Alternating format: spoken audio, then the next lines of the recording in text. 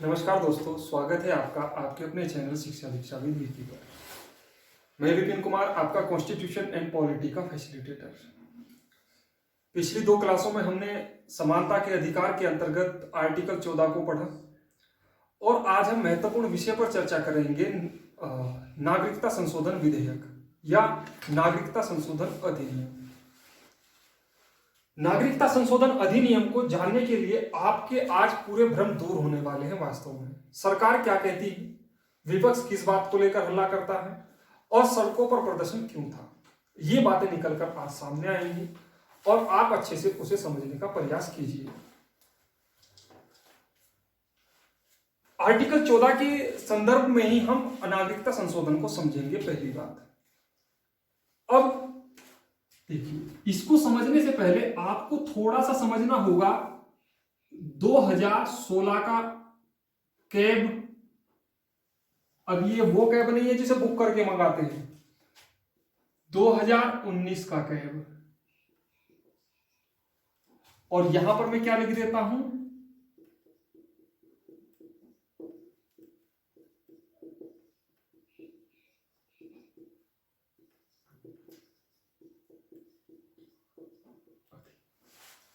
देखो दोस्तों, नागरिकता संशोधन अधिनियम CAA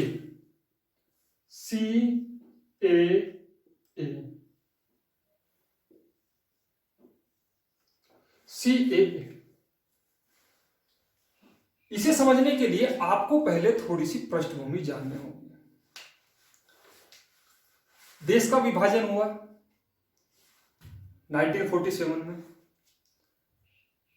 भारत एक अलग राष्ट्र बना, पाकिस्तान एक अलग राष्ट्र बना। 1971 में पाकिस्तान के दो विभाजन, एक विभाजन हुआ, बांग्लादेश बना, जिसे हम पहले पूर्वी पाकिस्तान के नाम से भी जानते थे। भारत ने शुरू से ही अपने आप को एक सेक्युलर स्टेट घोषित किया था, यानी धर्मनिरपेक्ष स्टेट घोषित किया था। लेकिन पाकिस्तान जो देश था, उसने अपने आप को सेक्युलर स्टेट घोषित नहीं किया था, उसने अपने आप को एक इस्लामिक स्टेट घोषित किया था। चूंकि वो पहले से ही अपने आप को क्या मानता था कि उसका जो विभाजन हुआ है, उसने जो तर्क दिया था, उसने विभाजन मुस्लिमों के हित के संरक्षण की बात की थी। ये बात निकलकर सामने आई। दूसरा, भारत ने धर्मनिरपेक्ष कहा अपने आप को। इसका मतलब क्या हुआ? धर्मनिरपेक्ष को मैं आपको बहुत अच्छे से प्रस्तावना में बताकर आया, लेकिन फिर भी आप थोड़ा सा समझें उसके बारे में कि धर्मनिरपेक्ष वास्तव में होता क्या है, सेक्युलर स्टेट क्या होता है। दोस्तों, धर्मनिरपेक्ष स्टेट उस राज्य को कहा जाता है जहां पर किन्हीं भी विभिन्न धर्मों को लेकर भेदभाव न किया जाए, सबका सम्मान एक ही दृष्टि से किया जाए, वो धर्मनिरपेक्ष स्टेट होता है। यानी राज्य की नजर में सभी धर्म क्या होंगे, बराबर होंगे और वो सभी धर्मों का सम्मान करेगा, पालन नहीं। क्योंकि हमारे यहां भारत में धर्म के आधार पर राज्य कानून नहीं चलता, सरकारें नहीं चलती। इवन वो धर्मों का सम्मान जरूर करती हैं, लेकिन धर्म के आधार पर कानून या सरकार ऑपरेट नहीं होती। पहली बात, आपको कैब पढ़ने के लिए कुछ पूर्वाग्रह को भी छोड़ना होगा, किसका ये है, उसका वो है। आप बिल्कुल, अगर आप तैयारी करते हैं तो आप बिल्कुल बैलेंस होकर करें, आप बैलेंस होकर सोचें। कांग्रेस ने ये किया, बीजेपी ने ये किया, बसपा ये करती है, सपा ये करती है। खैर, मेरा किसी पॉलिटिकल पार्टी को क्रिटिसाइज करना उद्देश्य बिल्कुल नहीं है, ना मैं किसी पॉलिटिकल पार्टी की आइडियोलॉजी को फॉलो करता हूं। जितनी कमियां बीजेपी में है, उतनी कमियां मैं आपको कांग्रेस में भी बता सकता हूं, अन्य पार्टियों में भी बता सकता हूं। लेकिन ये प्लेटफॉर्म हमारा राजनीतिक चर्चा परिचर्चा का नहीं है। इन चर्चा परिचर्चा को न्यूज चैनलों पे या फिर जो पॉलिटिकल पार्टी अपने एजेंडे को चलाती हैं, उन पर ही ज्यादा ये शोभा देता है, हमें वास्तव में शोभा नहीं देता। ऐसा इसलिए कहा मैंने कि हो सकता है कुछ का समर्थन किसी और हो, कुछ का समर्थन किसी और हो। आप मेरी तरह बिल्कुल निष्पक्ष होकर सोचिएगा इस चीज को। खैर, हम बढ़ते हैं आगे। 2003 में SMS सरदार मनमोहन सिंह, हमारे एक्स यशस्वी प्रधानमंत्री मनमोहन सिंह जी ने एक स्टेटमेंट दिया कि हमें अपनी नागरिकता में ऐसे बदलाव करने चाहिए कि जो मुस्लिम कंट्रीज हैं, Muslim country in the sense कि जो हमारी बाउंड्री लाइन को टच करती हैं वास्तव में, बांग्लादेश, अफगानिस्तान और पाकिस्तान, इन तीनों देशों की से जो माइनॉरिटीज हैं, जो अल्पसंख्यक हैं, उन्हें क्या देना चाहिए, भारत में हमें उनकी नागरिकता देनी चाहिए, उनके हितों का संरक्षण करना चाहिए। ये बात किसने उठाई थी? 2003 में सरदार मनमोहन सिंह ने ही ये बात वास्तव में कही थी। इतिहास काफी पुराना है, इतिहास में हमें जाना भी नहीं है, हमें मूल कॉन्सेप्ट को समझना है। अब जब 2003 में ये बात कही तो 2000 वहां से ये बात क्या हुई, इस चर्चा ने काफी जोर पकड़ा। सरकार आती है 2014 में, एनडीए गवर्नमेंट, और उसने एक गाइडलाइन निर्धारित की। उन्होंने कहा कि हम, क्योंकि दोस्तों वास्तव में मैं आपको बताऊं ये सच है, जो हिंदू कम्युनिटी है, पाकिस्तान में हो, बांग्लादेश में हो, अफगानिस्तान में हो, वहां पर कितना जुर्म उनके ऊपर होता है, कितने अत्याचार उनके ऊपर किए जाते हैं, इसे आप डेली न्यूज़पेपर में भी पढ़ते होंगे। और मैं पहली बार आज से अगर आप किसी फेसबुक और व्हाट्सएप की न्यूज को अगर सही मानते हैं ना, तो आप उसे आज से अपना पल्ला उससे झाड़ दें। फेसबुक और व्हाट्सएप की न्यूज से आप दूर रहने का प्रयास करें, मेरी आपको यह व्यक्तिगत सलाह है। आपको अगर न्यूज चैनल देखना है तो राज्यसभा देखें, न्यूज चैनल देखना है तो लोकसभा देखें, पेपर पढ़ना है तो इंग्लिश का पेपर पढ़े, अगर इंग्लिश भी नहीं समझ आती तो हिंदी का पेपर भी अगर पढ़े तो उसकी वास्तविकता को जांच ले। ये मेरा आपसे स्पेशली रिकमेंडेशन रहेगा। खैर, जब कितना अत्याचार हुआ, खैर हम अपने मुद्दे पर लौट कर आते हैं, कितना अत्याचार हुआ उसमें आपको बताने की जरूरत नहीं है, ना मैं उसका यहां पर वर्णन करूंगा। दिन पर दिन अत्याचार बढ़ता गया। भारत ने इस बात में सोचा कि क्यों ना जो वहां पर माइनॉरिटी है, अल्पसंख्यक है, उन अल्पसंख्यकों को हम अपने यहां लाकर उन्हें नागरिकता दें और उनके हितों को संरक्षित किया जाए, उनके हितों की रक्षा की जाए भारत में, जो भारत हमेशा से एक सिविलाइज्ड स्टेट रहा है, एक सभ्य भारत की एक पहचान रही है। कहते हैं ना, भारत की संस्कृति हजारों वर्ष पुरानी है, भारत एक सभ्य देश है, भारत सभी के प्रति अपना समानता का दृष्टिकोण रखता है। इसी समानता के दृष्टिकोण पर क्या किया कि भारत ने कहा कि हम उन्हें अपने यहां नागरिकता देंगे, और 2016 में नागरिकता संशोधन सिटीजनशिप अमेंडमेंट बिल आता है, और इसमें कहा जाता है कि 3 देश, पाक, अफगानिस्तान और बांग्लादेश, 6 समुदाय, 6 समुदाय, हिंदू, मुस्लिम, सिख, ईसाई, जैन, बौद्ध और पारसी। 1 2 3 4 5 6 7, ये हुए 7। अब आप सोच रहे होंगे मैंने 6 बोला, 7 क्यों लिखे और मुस्लिमों को क्यों इसमें ऐड कर दिया गया। अब आपको बस ये समझना है कि इसमें से मुस्लिम को कट करना है, मुस्लिम को कट करना है, यानी इन 3 देशों से, इन 7 समुदायों में से मुस्लिम वहीं पर रहे, और ये जो 6 समुदाय आएंगे, हिंदू, सिख, ईसाई, जैन, बौद्ध और पारसी, ये जो 6 समुदाय अगर भारत आते हैं, इंडिया आते हैं, तो भारत क्या देगा, इन्हें नागरिकता देगा।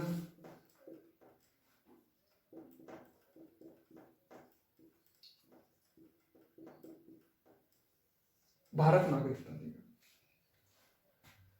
अब सवाल यह उठता है, क्या भारत इन्हें नागरिकता ऐसे ही दे देगा कि वहां से चलकर आगे और नागरिकता दे दे?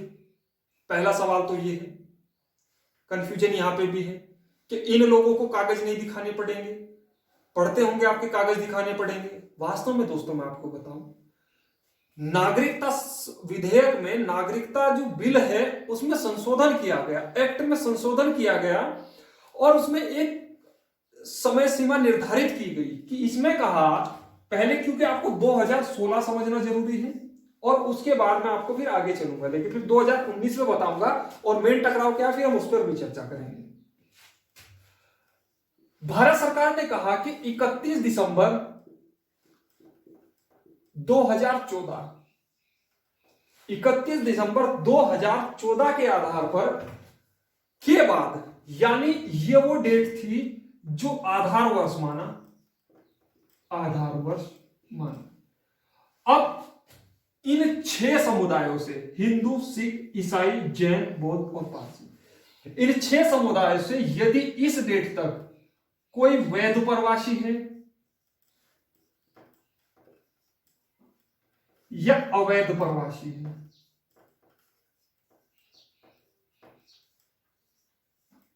अवैध प्रवासी है, तो उसके लिए क्या की, कुछ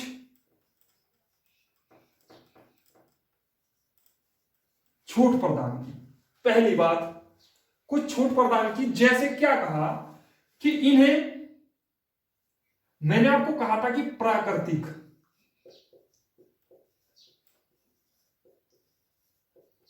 प्राकृतिक आधार पर आपको अगर नागरिकता चाहिए भारत की, तो मैंने आपको कितना बताया था, 14 वर्ष, जिसमें मैंने आपको बताया था 12, 11 + 1।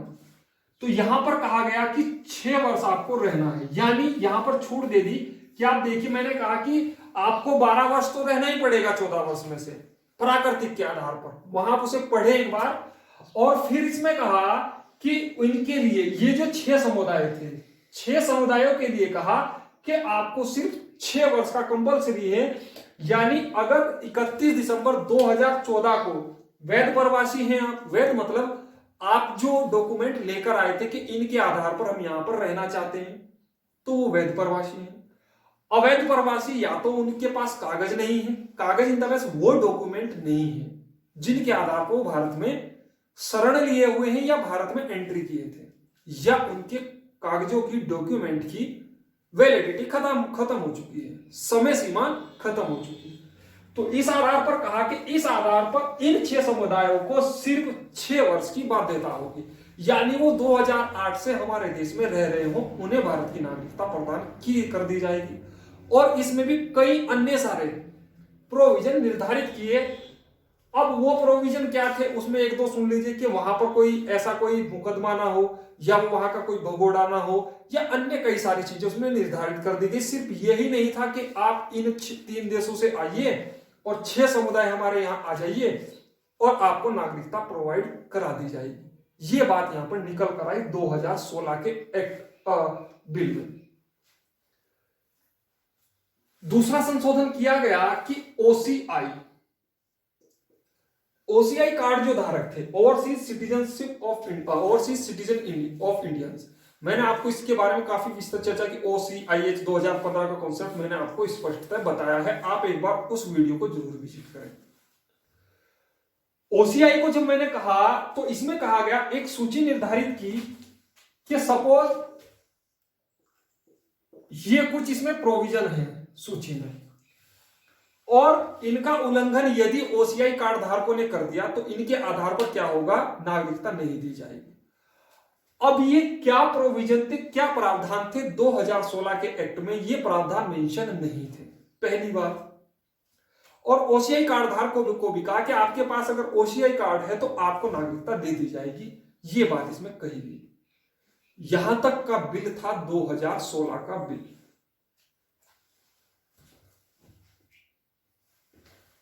यहां तक का बिल था 2016 का बिल।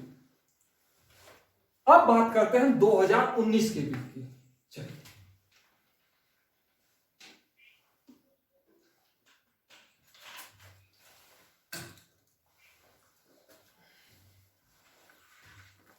आई होप आपने नोट डाउन किया होगा। चलिए,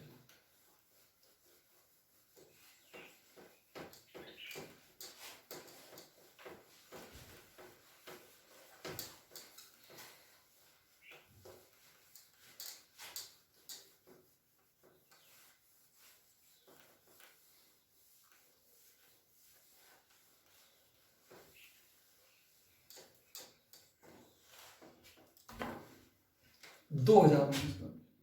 अब देखो दोस्तों, 2016 के बिल में क्या था मैंने आपको बताया। अब 2019 के बिल में क्या है, एक तो जो 6 वर्ष थे उसे किस में कन्वर्ट किया गया, 5 वर्ष में।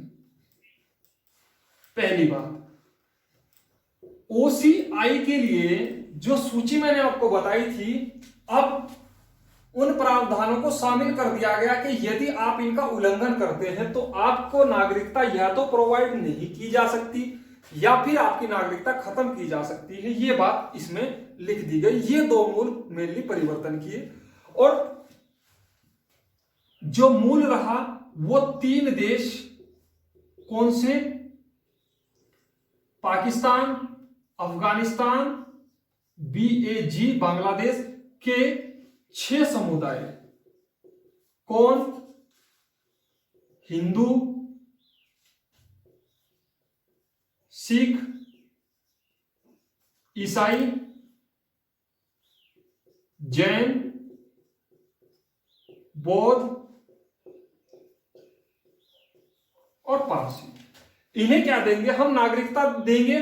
और किसके आधार पर देंगे, यानी अगर वो हमारे देश में कोई जरूरत नहीं कि उन्हें प्राकृतिक आधार पर नागरिकता मिलेगी, तो हम 6 वर्ष को कितना कर दिया, 5 वर्ष कर दिया। अगर ओसीआई कोई कार्ड धारक है, इन देशों से नहीं अन्य देश से भी है, तो उसे भी हम क्या देंगे, नागरिकता देंगे। ये बात निकलकर सामने आई। पहले हम जानते हैं विरोध क्यों।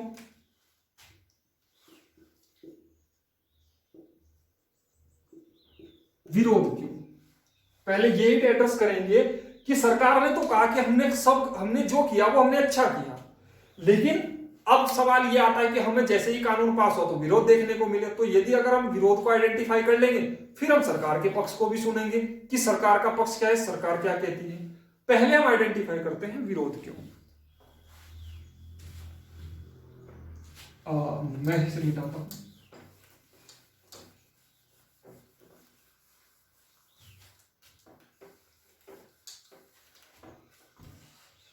विरोध क्यों, अभी हमने पढ़ा आर्टिकल 14, और उसमें हमने एक टर्म पढ़ी इक्वल बिफोर लॉ, विधि के समक्ष समता। अब मैंने कहा कैब CAA बना, और ये क्या बना, एक विधि बना, क्योंकि भाई एक कानून है, एक प्रक्रिया है, उसके तहत तो आप हमारे यहां नागरिकता ले सकते हैं ना। अगर आप उसके तहत हमारे यहां नागरिकता ले सकते हैं, तो जब वो विधि बनी तो विधि सबके लिए समान है। अब मजे की बात कि इसमें देशी भी हैं और विदेशी भी हैं। अब विदेशी कौन है, 3 देश के।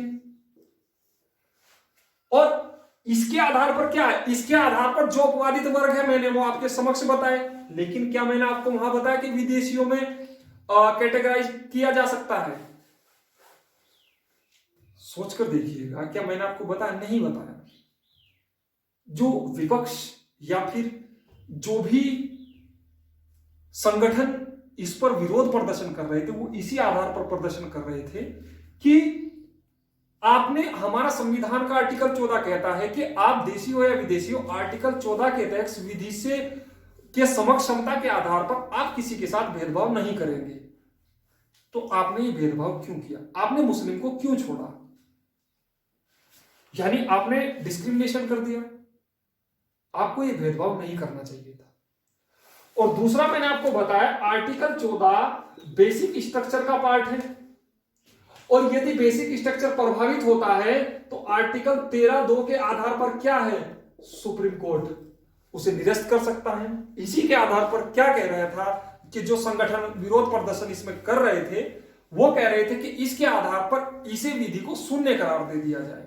आर्टिकल 13(2), ध्यान दीजिएगा, आर्टिकल 13(2) संविधान लागू होने के बाद विधि की अल्पीकरण की बात करता है। इसके आधार पर वो बात कर रहे थे।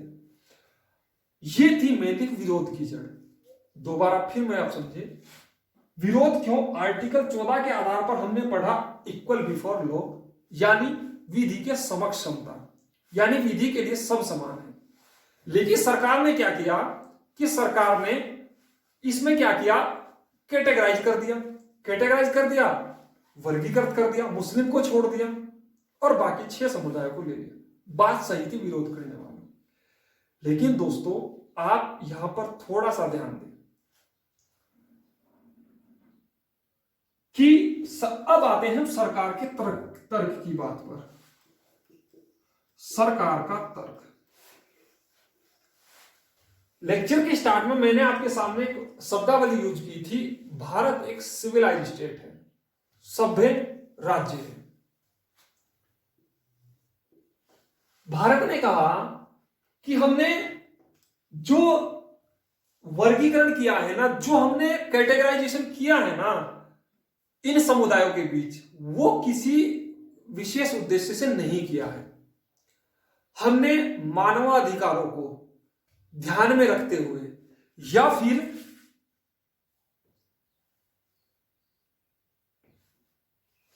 अल्पसंख्यकों के हितों को ध्यान में रखते हुए हमने ये वर्गीकरण किया है। इसका आधार धर्म बिल्कुल नहीं, यह सरकार का कहना है और सरकार का कहना भी अगर हम देखें काफी तौर पर वाजिब है। अब इन्होंने कहा कि धर्म के आधार पर, विरोध करने वाले जो तबका है कि धर्म के आधार पर भेदभाव किया। लेकिन पक्ष ने कहा, सरकार ने कहा कि हमने धर्म के आधार पर नहीं किया, हमने किसके आधार पर किया? मानवाधिकारों,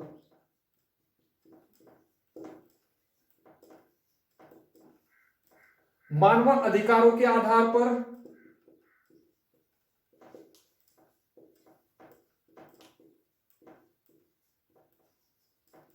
धार्मिक प्रताड़ना के आधार पर हमने हमने इस बात को मुस्लिमों को शामिल नहीं किया। यह बात सरकार ने तर्क दिया। क्या जितना अत्याचार इन 6 समुदायों के खिलाफ होता है, क्या वो रेशियो जो मुस्लिम कंट्री है ये 3 जिसका मैंने जिक्र किया, जिसका इस विधेयक में चर्चा है, क्या उसमें मुस्लिमों पर भी इतना अत्याचार होता है? क्या उनकी घर की बेटियों को अगवा करके उनका जबरदस्ती किसी के साथ विवाह करा दिया जाता है, उन्हें इस्लाम कबूल करा लिया जाता है? ऐसा तो नहीं किया जाता, क्योंकि वो एक इस्लामिक स्टेट है। तो इसलिए उनके हितों को सुरक्षित रखने के लिए, उनके हितों को संजोने के लिए, उनके हितों को हमने संरक्षित करने के लिए, भारत की संस्कृति की जो पहचान रही है, भारत जिस सभ्यता का तर्क देता है, उसके आधार पर भारत ने अपना एक बड़ा भाई होने के नाते, एक बड़ा दिल होने के नाते उन्हें कहा कि आइए आप हमारे यहां आइए, आपके हितों की जो सुरक्षा है हम करेंगे, भारत सरकार करेगी और इस आधार पर इन 6 समुदायों को भारत में नागरिकता मुहैया कराएगी। तो उम्मीद करता हूं कि आपको समझ आया होगा कि वास्तव में क्या है, और मुझे नहीं लगता कि वास्तव में भारत सरकार ने, ये मेरा व्यक्तिगत विचार है, किसी पर मैं थोप नहीं रहा हूं, कि वास्तव में क्या भारत ने, इस भारत सरकार ने, मैं किसी मोदी सरकार का जिक्र नहीं कर रहा हूं, मैं सिर्फ भारत सरकार का जिक्र कर रहा हूं, मुझे नहीं लगता कि भारत सरकार ने कोई भी गलत काम किया है। ये बात आपको भी अच्छे से जाननी चाहिए।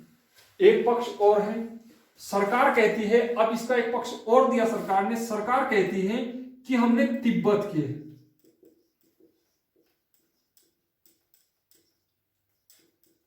बौद्धों को शरण दी,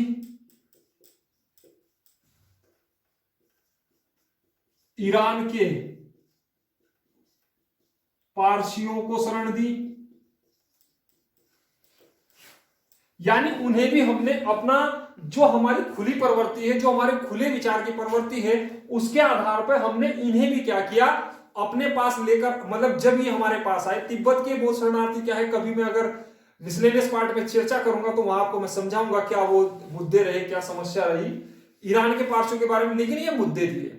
अब उन्होंने कहा कि हमने अगर धर्म का आधार ही होता तो फिर तो श्रीलंका के जो तमिल हिंदू है उन्हें भी हम शामिल कर लेते कि आइए आप भी आइए, भारत की नागरिकता प्राप्त कर लिए, लेकिन ऐसा नहीं कहा। अब ऐसा क्यों नहीं कहा? श्रीलंका में मैं आपको बताऊं,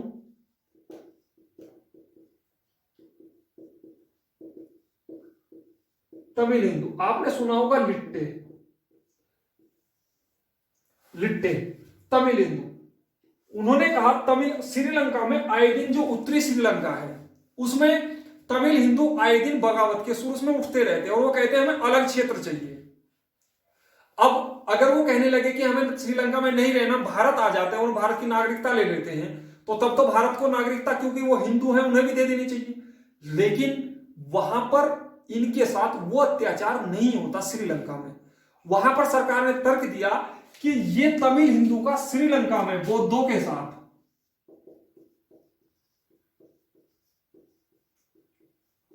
के साथ राजनीतिक इशू है।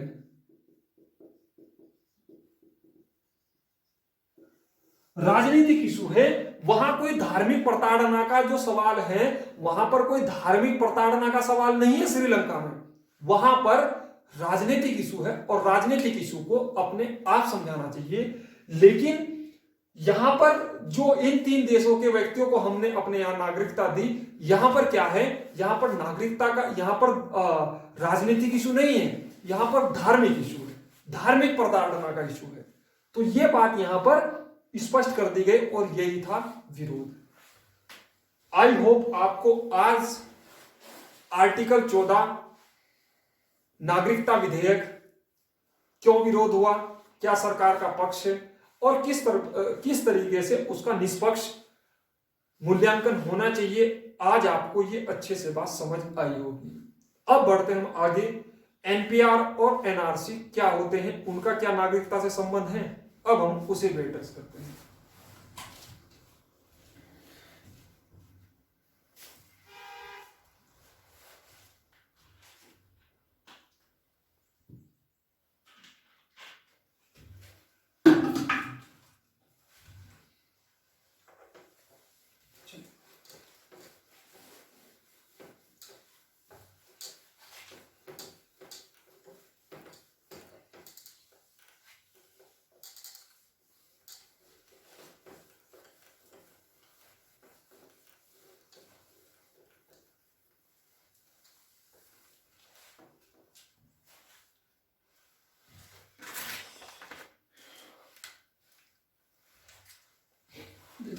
सबसे पहले NPR, national population register, national population register NPR. आप एक सोशल मीडिया पे एक मैसेज देखते होंगे, पहले कैब, फिर एनपीआर, फिर एनआरसी। तो दोस्तों आज आप एनपीआर को भी समझेंगे, एनपीआर वास्तव में होता क्या है। नेशनल पॉपुलेशन रजिस्टर यानी राष्ट्रीय जनसंख्या रजिस्टर। अब आप देख सकते हैं क्या इसमें कहीं नागरिकता का जिक्र है? नहीं है। वास्तव में दोस्तों इसमें टर्म आती है यूजुअल रेजिडेंस। यूजुअल रेजिडेंस का मतलब क्या होता है? अब देखो ये स्थान है, यदि इस स्थान पर एक्स व्यक्ति पिछले 6 माह से रह रहा है, पिछले 6 माह से रह रहा है या अगले 6 माह तक रहने वाला है,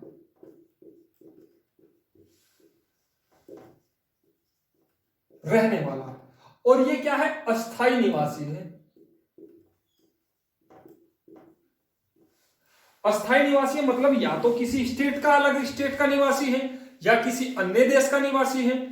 तो वास्तव में राष्ट्रीय जनसंख्या रजिस्टर में क्या होता है, उसकी जानकारी सिर्फ दर्ज होती है कि अब ऐसा नहीं कि 6 माह, ये यूजुअल स्टेट रेजिडेंस का पता है। अब हम हमारे जो माता पिता हैं, हमारे जो पूर्वज हैं, वो काफी समय से यहां रह रहे हैं, तो अगर एनपीआर रजिस्टर अपडेट होगा या एनपीआर रजिस्टर के बारे में जानकारी मांगी जाएगी तो क्या होगा, उसके बारे में भी सिर्फ एक जानकारी मांगी जाएगी और एक यूजुअल मुद्दा होगा खाली कि उनके बारे में कुछ सामान्य जानकारी मुहैया कराई जाएगी, जैसे नाम, पता, शैक्षिक योग्यता, काम क्या करते हैं, काम क्या करते हैं, ये इस प्रकार की। और आपको दोस्तों मैं आपको बताऊं कि 2010 में 2010 में पहला एनपीआर अपडेट हुआ और उसके बाद ये 2015 में अपडेट हुआ। 2010 में ये कुछ सामान्य जानकारी थी जो इसमें ऐड की गई। अब 2015 में जब ये अपडेट हुआ तो इसमें जो चीजें जोड़ी गई वो जैसे phone number, pan number, ration card संख्या, ये चीजें जोड़ी गई। और अब अगर हम 2019 की बात करें तो 2019 नहीं, वास्तव में आपको बताऊं ये जो काम होना था, हालांकि इस वैश्विक महामारी के दौर पर कुछ चीजें रुक गई, तो ये अप्रैल 2020 से सितंबर 2020 तक ये अपडेट होना था। और इसमें अब बायोमेट्रिक जैसे आपने आधार कार्ड में देखा हो ना, आंखों की पुतलियों का सही लिया जाता है, या तो आपका थंबप्रिंट या पुतली की फोटो ये ली जाएंगी। तो इस प्रकार से क्या होगा, एक रजिस्टर मेंटेन होगा और जिसमें एक सामान्य जानकारी जो स्थानीय निवासी है, मैं फिर कह रहा हूं नागरिक नहीं, स्थानीय निवासी हैं, उनकी मूलभूत जानकारी इस रजिस्टर में तय होगी। तो लबोलुबाब अगर मैं कहूं तो इसका मतलब क्या है, इसका मतलब कतई भी किससे नहीं है, इसका मतलब कतई भी नागरिकता से नहीं है। पहली बार एनपीआर का, और एनपीआर को सर्वप्रथम मैं आपको बताऊं सबसे पहले 1985 में राजीव सरकार, और फिर 2005 में पी चिदम्बरम ने भी इसके बारे में कहा कि एनपीआर होना चाहिए, नेशनल परिवार रजिस्टर होना चाहिए और यह सब मूलभूत जानकारी सरकार के पास होनी चाहिए। अब आप सोच रहे होंगे कि यह मूलभूत जानकारी तो आधार कार्ड के थ्रू भी है, तो आधार कार्ड एक अलग चीज है। आधार कार्ड बल्कि 2011 और 12 में आया था और उसके अनुरूप भी, लेकिन आधार कार्ड मैंडेटरी नहीं है, मैं आपको बताऊं, लेकिन उसके अतिरिक्त फिर ये सब चीजें लेकर आई गई और सरकार का अब प्रस्ताव था कि एनपीआर 2020 में फिर से अपडेट होगा। जैसे 2010 में पहली बार एनपीआर बना, फिर 2015 में बना और अब 2020 में। देखो सब आप समझ रहे होंगे ये चीजें तो जो की तू रहेंगी, लेकिन 2015 में ये चीजें ऐड कर दी गई, ये चीजें ऐड कर दी गई और 2020 में ये चीजें ऐड कर दी गई। हो सकता है भविष्य में कुछ और चीजों की जरूरत हो तो वो चीजें ऐड कर दी जाएंगी। ये सब चीजें क्या है, समय समय पर तय होती रहती है। अब सवाल ये आता है कि एनपीआर का वास्तव में फायदा क्या है, एनपीआर को सरकार यूज कहां करती है, क्यों चाहिए सरकार को इतनी सारी जानकारी। तो अब मैं इसका जवाब देता हूं। चलिए,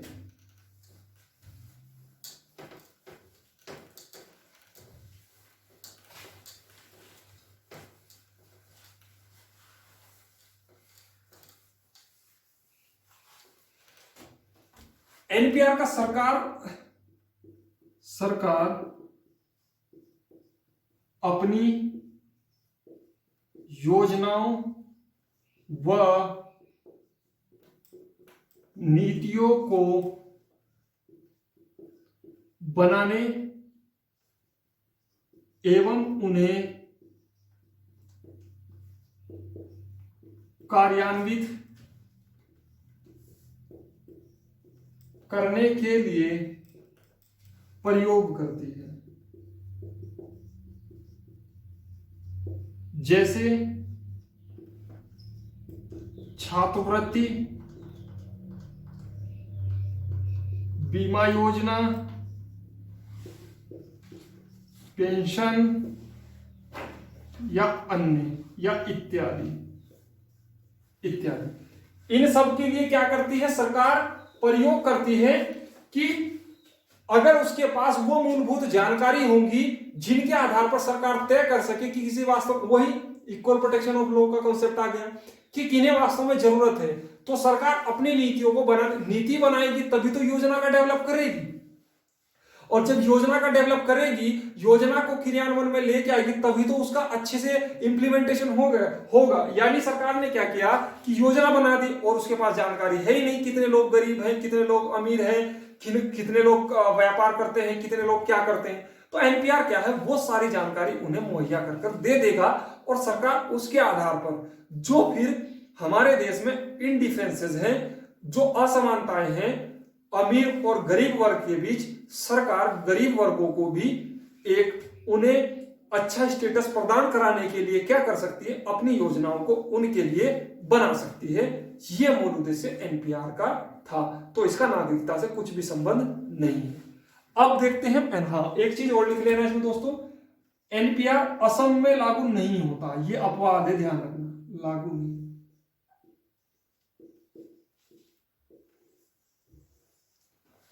ठीक है, लागू नहीं होता। चलिए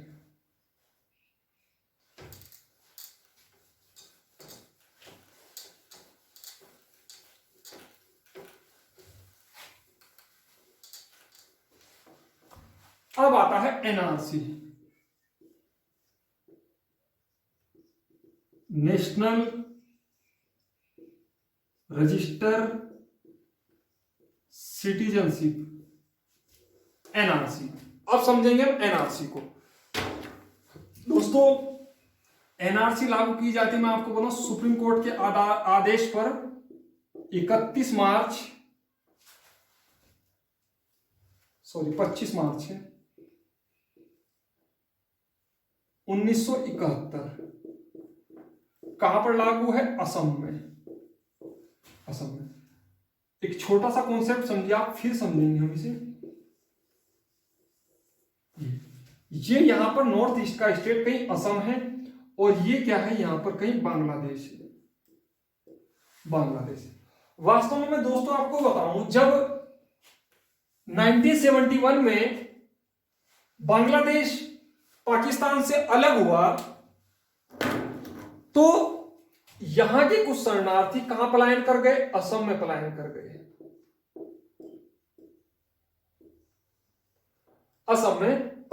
गए। और असम में जब ये पलायन कर गए तो असम क्या है, असम एक ट्राइबल एरिया है।